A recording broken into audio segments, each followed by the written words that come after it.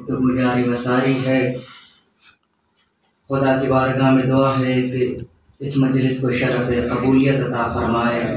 बुजुर्गों, बच्चों, नौजवानों की सलामती के लिए बावाज़ बुलंद सलावत पढ़ दें।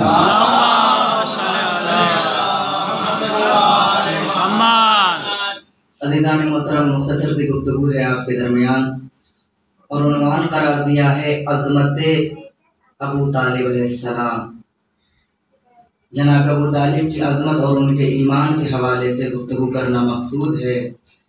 गुफ्तगू का आगाज़ यहाँ से करता हूँ कि कलमा गोयान इस्लाम में से बात ऐसे अफराद हैं कि जिनको तदब्बुर व तफक्कुर से कोई लगाव नहीं है, जिन्हें तहक़ीक़ व तदक़ीक़ से कोई वास्ता नहीं है। बस जो सुना उसे ले अड़े, जो देखा उसे कुरान मजीद की आयत का दर्जा दे बैठे। इतनी भी ज़हमत नहीं की कि थोड़ी देर बैठ करके संजीदगी से सोच लेते कि कहने वाला जो कुछ कह रहा है वो किस हद तक सही है, लिखने वाला जो कुछ लिख रहा है वो कहाँ तक दुरुस्त है। लिखने वाले ने लिख दिया जनाब अबू तालिब माअज़ल्लाह काफिर थे, कहने वाले ने कह दिया हज़रत अबू तालिब ईमान नहीं लाए थे।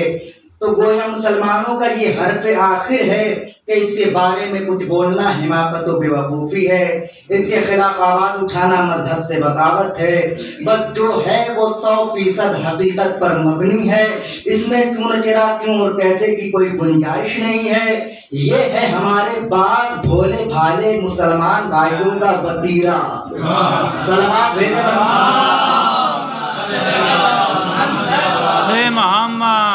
लेकिन अज़ीज़ान मोहतरम, हम तो बस इतना जानते हैं कि अबू तालिब उस मर्द मुजाहिद का नाम है कि जिसने कलए कुफ्र पे इस्लाम का परचम लहरा दिया। अब जरा बेदार हो जाइएगा, तवज्जो कीजिएगा। अबू तालिब उस मर्द मुजाहिद का नाम है जिसने कलए कुफ्र पे इस्लाम का परचम लहरा दिया, जिसने शिर्क की दीवार तोड़कर दीन इलाही का रास्ता हमवार कर दिया, जिसने पुत परस्ती की दुनिया में हक परस्ती का डंका बजा दिया, जिसने सलानत और गुमराही की तेज और तुंद आधियों में रुश्द और हिदायत का चराग रोशन किया, सुभान अल्लाह, जिसने रसूल की हिमायत में अपनी जिंदगी का अहम हिस्सा वक्त कर दिया। भाई अगर हजरत अबू तालिब काफिर थे, जनाब अबू तालिब ईमान नहीं लाए थे, तो इस्लाम की हिमायत में कैसे खड़े हो गए, इस्लाम की हमदर्दी में कैसे खड़े हो गए, अपने भतीजे की हाँ में हाँ कैसे मिलाने लगे। खुद परस्ती से नफरत और हक परस्ती से मजहब मोहब्बत का जज्बा कहाँ से पैदा हो गया। तो कीजिएगा, खुद परस्ती से नफरत और हक परस्ती से मोहब्बत और उल्फत का जज्बा कहाँ से पैदा हो गया।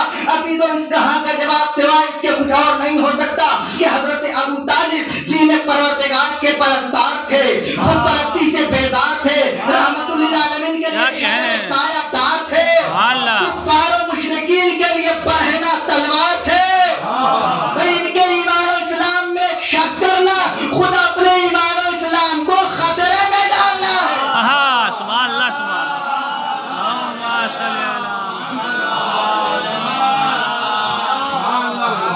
एक बुलंदतरीन दुरूद पढ़ दे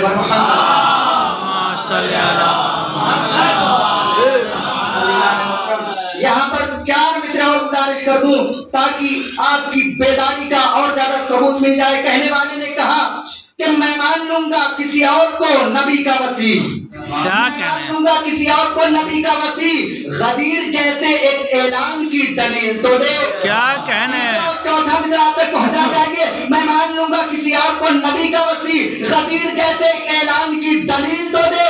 अली के बाप को काफिर बता रहा है मगर तू अपने बाप के ईमान की दलील। क्या कहना है,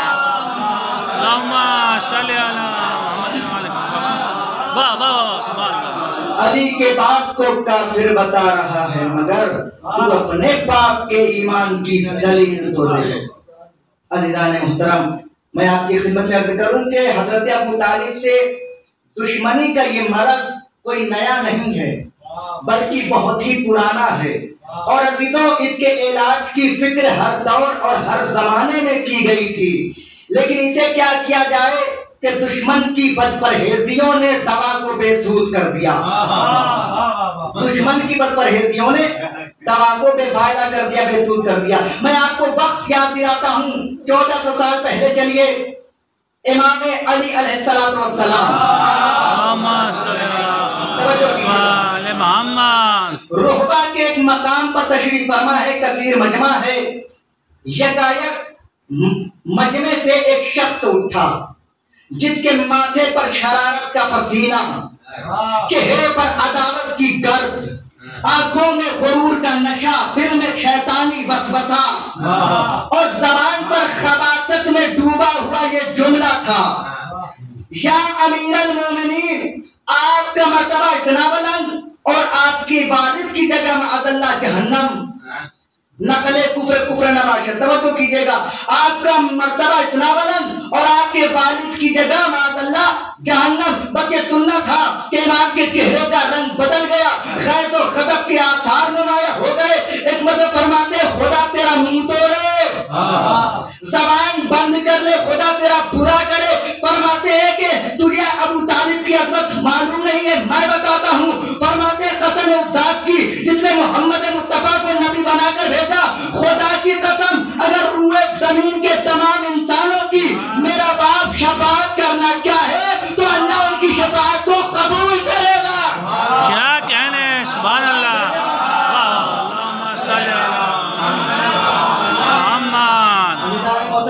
इस जुमले की वुसअत को समझिए, अगर रूए ज़मीन के तमाम इंसानों की मेरा बाबा अबू तालिब शफाअत करना चाहे तो खुदा उनकी शफाअत को कबूल करेगा।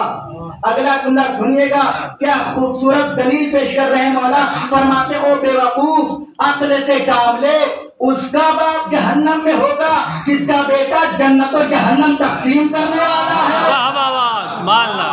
तवज्जो कीजिएगा, उसका बाप जहन्नम में होगा जिसका बेटा कसीमुन नारे वल जन्ना है। आप इस जुमले को इतना आसान ना समझिए। इमाम ने फरमाया मैं जन्नत और जहन्नम बांटने वाला हूँ, मेरे बाप की फिक्र ना करो, अपने बाप दादा के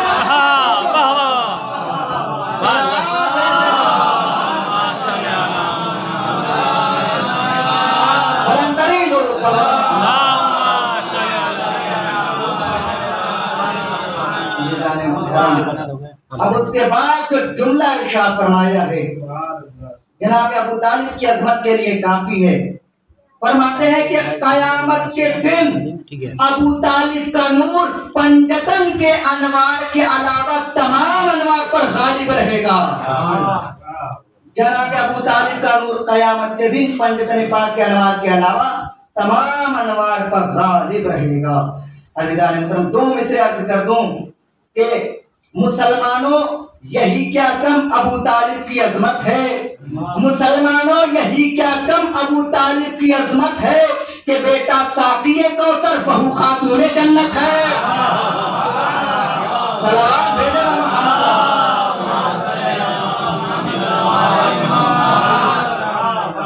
बस अज़ीज़ान मोहतरम, एक छोटी सी बात और अर्ज़ करता हूँ रब्ते मसाइल। एक शख्स इमाम मोहम्मद बाक़िर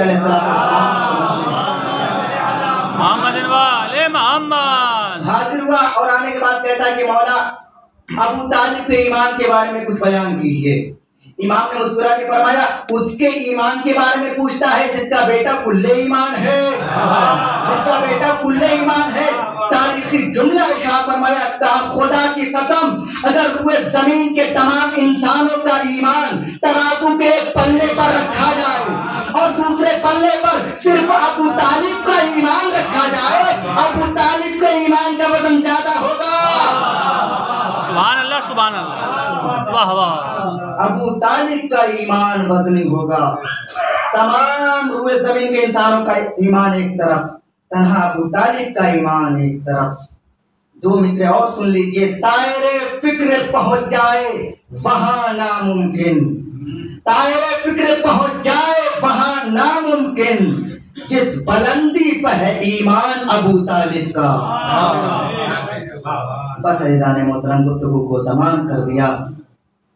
मुहर्रम की 6ठी तारीख है, मुसलसल आप फिरिया कर रहे हैं, जनाब अली अकबर अलैहिस्सलाम का पुरसा पेश कर रहे हैं। नौजवान मुतवज्जे हैं, جناب علی اکبر علیہ السلام ان کے لیے نمونۂ عمل اور آئیڈیل ہیں۔ علی اکبر علیہ السلام کو جناب امام حسین علیہ السلام سے کس قدر محبت تھی، بس اس چیز کو میں گزارش کرنا چاہتا ہوں۔ لیکن ذرا تصور کر لیجیے علی اکبر کون ہیں جن کو نانا کی صورت ملی ہے، دادا علی کا نام ملا ہے، دادی فاطمہ کی عمر ملی ہے، 18 برس کی میری شہزادی، 18 برس کے علی اکبر بھی۔ اور شاید ایک مناسبت بھی مصائب میں پائی جا رہی ہے، جناب سیدہ کے پہلو میں لوہے کی کیل درائی تھی، علی اکبر کے سینے پر نیزہ لگا تھا۔ ہاں دادارو، جناب علی اکبر اور امام حسین کی محبت کو ملاحظہ فرمائیے۔ جب یہ رکتا ہوا قافلہ شام کوفہ کی راہوں میں تھا تو عالم یہ تھا کہ آگے آگے نوکے نیزہ پر شہداء کے سر ہوتے تھے، پیچھے پیچھے بیبیوں کا قافلہ ہوتا تھا، سربرہنہ بیبیاں ہوتی تھیں، اور آگے آگے شہداء کے سر نوکے نیزہ پر ہوتے تھے۔ روایت میں ملتا ہے کہ جس طرف علی اکبر کا سر ہوتا تھا، امام حسین کا بھی سر اسی طرف خود بخود مڑ جایا کرتا تھا۔ لیکن عزادارو، ظالموں سے یہ محبت برداشت نہ ہو سکی۔ ظالموں نے کیا کیا کہ علی اکبر کے سر کو صندوق میں بند کر دیا، جبکہ ان لوگوں کا طریقہ یہ ہوتا تھا کہ یہ لوگ رات کو صندوق میں سر بند کرتے تھے، صندوق میں سر رکھتے تھے، اور دنوں کو نوکے نیزہ پر سر کو رکھتے تھے۔ مگر آج امام حسین کو اذیت پہنچانے کے لیے دن ہی میں علی اکبر کے سر کو ان لوگوں نے صندوق میں بند کر دیا۔ اجرکم اللہ، خدا آپ کو کسی غم میں نہ رلائے سوائے غم مظلوم کربلا کے۔ لیجیے دادارو، صبح ہوئی اور جب علی اکبر کے صندوق کو کھولا گیا تو اس میں علی اکبر کا سر موجود نہ تھا۔ ایک مرتبہ شمر تازیانہ لہراتے ہوئے بیمار کربلا کے پاس آیا، کہا سجاد بتاؤ تمہارے بھائی علی اکبر کا سر کہاں ہے؟ امام حسین علیہ السلام کے سر کے پاس جناب امام سجاد آئے، آنے کے بعد کہتے ہیں بابا ارے ذرا جلدی بتا دیجئے علی اکبر کا سر کہاں ہے، بھیا اکبر کا سر کہاں ہے؟ اے بابا شمر بہت اذیتیں دے رہا ہے۔ اجرکم اللہ، امام حسین کے سر سے آواز آتی ہے، بیٹا سجاد شمر سے کہہ دو علی اکبر کا سر میرے پاس ہے، میں نے علی اکبر کو اپنے پاس بلا لیا ہے۔ اے بیٹا کل دن بھر میں نے اپنے اکبر کو دیکھا نہ تھا، شمر سے کہو میرے صندوق میں علی اکبر کا سر ہے۔ شمر کہتا ہے کہ جب میں نے اس صندوق کو کھولا تو کیا دیکھا؟ سر حسین لمحائے علی اکبر کا بوسہ لے رہا ہے۔ اجرکم اللہ، بس عزادارو، آخری روایت اور مجلس تمام ہو گئی۔ جناب علی اکبر کی شہادت نے امام حسین کے سینے پر ایک ایسا داغ چھوڑ دیا تھا جو آج تک بھی باقی ہے، جس کا اثر آج بھی باقی ہے، اور جس کی وجہ سے آج بھی میرا مولا قبر میں تڑپتا ہے۔ ایک عالم دین عالم خام میں امام حسین کو دیکھتے ہیں، مگر عالم کیا ہے، کیفیت کیا ہے؟ اس عالم میں دیکھتے ہیں کہ امام حسین کا جسم زخموں سے چور چور ہے، ہر زخم بدن سے خون بہ رہا ہے۔ جیسے ہی امام کو اس حالت میں دیکھا، ایک مرتبہ ہوش و حواس گم ہو جاتے ہیں، دل تڑپنے لگتا ہے، ہائے میرے مولا کے جسم میں اتنے زخم۔ اجرکم اللہ، خدا آپ کو کسی غم میں نہ رلائے۔ آنکھ کھل گئی اور اس کے بعد سو نہ سکے، پورا دن بھی بے چین رہے، لیکن جب دوبارہ رات ہوئی اور جب بستر پر آئے تو پھر نیند آ گئی۔ خام میں پھر امام حسین کو دیکھا، مگر اب سارے زخم ٹھیک ہو چکے ہیں، صرف 2 زخم رہ گیا ہے، ایک پہلو کا زخم، ایک سینے کا زخم۔ ایک مرتبہ عالم خام میں کہتے ہیں مولا کل جب میں نے آپ کو خواب میں دیکھا تھا تو آپ کے سارے بدن پر زخم ہی زخم نظر آ رہے تھے، مگر آج سارے زخم اچھے ہو چکے ہیں، صرف 2 زخم رہ گیا ہے۔ اے مولا مجھے بتائیے کہ کیسے اتنے سارے زخم کیسے اچھے ہو گئے، اور جب سارے زخم اچھے ہو گئے تو پھر یہ 2 زخم کیوں نہ اچھے ہوئے؟ امام نے فرمایا ہے عزادارو، آنسوؤں کی عظمت کو پہچانیے گا، فرش ادا کی عظمت کو پہچانیے گا۔ امام نے فرمایا میرے چاہنے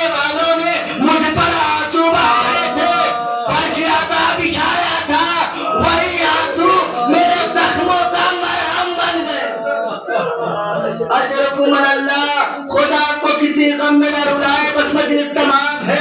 عالم دین کہتے ہیں مولا جب سارے زخم اچھے ہو گئے تو پھر یہ دو زخم کیوں باقی رہ گئے؟ کیا ان کے لیے بہت سارے آنسوؤں کی ضرورت ہے؟ امام نے رو کے فرمایا اے عالم دین یہ میرے دو زخم ہیں جو قیامت تک ٹھیک نہ ہوں گے.